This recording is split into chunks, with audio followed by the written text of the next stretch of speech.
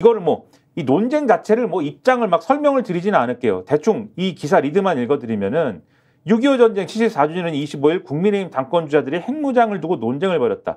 나경원 후보는 핵무장론을 폈고 윤상현 후보는 공해상에 전술핵을 재배치해야 한다고 주장했다. 한동훈 후보는 일본 정도의 핵무장 잠재 역량을 갖춰야 한다고 했다. 원희룡 후보는 미국 핵우산의 실효성을 강화할 때라고 가장 온건한 입장을 밝혔다. 이랬다는데. 아니 미국에서 반응 나왔다잖아요. 워싱턴 선언이라 잘 지키면 되지. 그랬대잖아. 그러니까 근데 지금 전당대회의 핵심 이슈가 이게 맞느냐는 거예요. 제가 의문인 거는 이런 얘기할 때가 맞느냐는 거고, 그리고 이런 얘기를 하는 맥락이 앞서도 말씀하셨지만 윤석열 대통령이 또 여기에 대해서 장단을 맞춰야 된다라는 분위기를 조성하기 때문에 그런 것도 있는 거잖아요.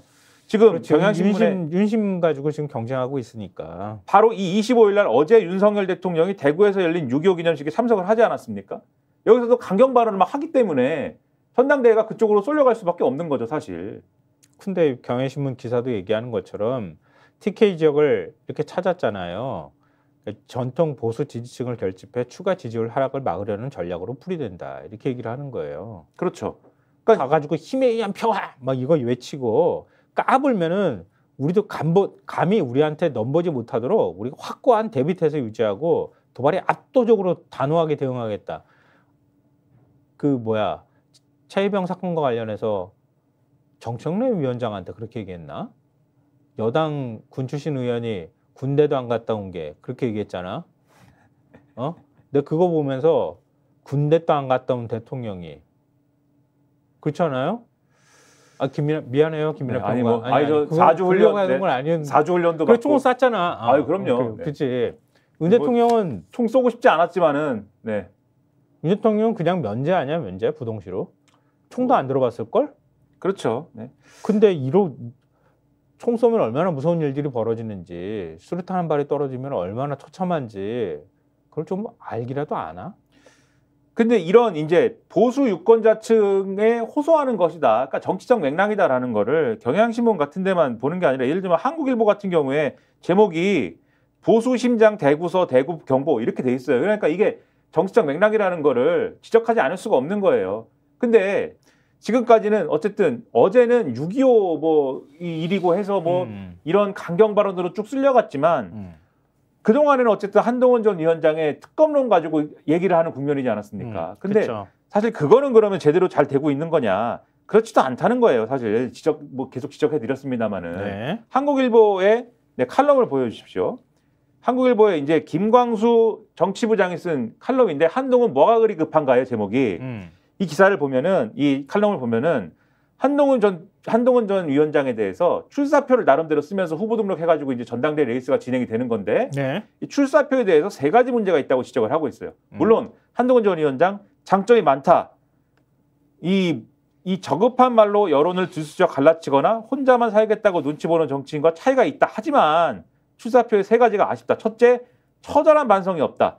물러난 지 고작 2달 지났다. 패장이 지휘봉을 잡기엔 너무 이르다. 수험생에게 시험 출제를 맡기는 격이다. 심각한 자기 모순이다라고 지적을 하면서 출마 논리가 해괴하다라고 지적을 했습니다. 출마 논리가 해괴하다. 오로지 저의 책임인데 우리가 변하지 않아 나설 수밖에 없다는 것이다. 흘려보낸 시간을 지적하며 여당을 고립된 갈라파고스에 비유했다. 내 탓과 남 탓이 교묘하게 섞였다. 이게 해괴하다라고 지적을 하고 있고 둘째, 문제의 본질을 잘못 짚었다. 당원에게 바치는 헌사가 출마 선언을 차고 넘치는데 보수정치 재건을 얘기하면서 지구당 부활을 해법으로 꺼내고 험지 광주에서 낙선한 박은식을 거론했다. 그럴듯해 보인다. 그런데 당사자가 지적하는 페이는 전혀 다르다. 박은식 후보 총선 직후에 한국일보 인터뷰에서 얘기를 했는데 특히 대파 논란 이후에 당이 선거구도를 범죄와 비범죄로 가져갔다. 집권 여당이 할 프레임은 아니었다. 국민의힘을 찍어서 나라가 좋아진다는 확신을 주지 못했다. 라고 하더라. 근데 이게 누가 한 겁니까? 한동훈 비대위원장이 한 거잖아요. 그래서 그런 한동훈의 방식은 평가가 끝났는데 지금 이렇게 가는 게 이상하다라는 거고. 네. 셋째, 상황에 말을 맞췄다.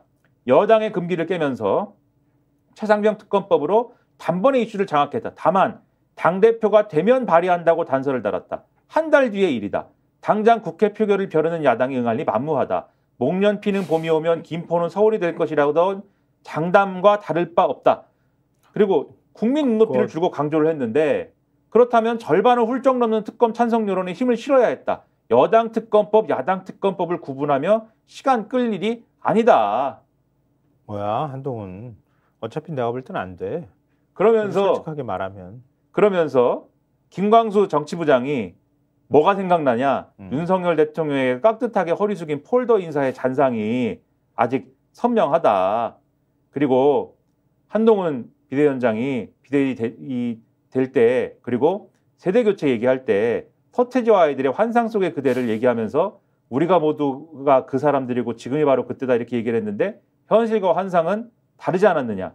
이 노래의 뒷부분은 그대는 새로워야 한다. 아름다운 모습으로 바꾸고 새롭게 도전하자인데 한동훈의 도전 다시 시작됐지만 정작 본인은 별로 바뀐 게 없다.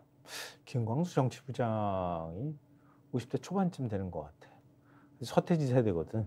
아, 그러신가요? 그게 떠오른다고 하는 거. 환상 속의 그 노래 알아요? 알죠. 알아요. 초등학생 때 불렀던 노래입니다. 이렇게 하는 거. 네, 춤을 뭐 이렇게 추고. 네. 아마 그 세대인 것 같아. 태진아가 아니고. 아, 네. 태진아 무슨. 네.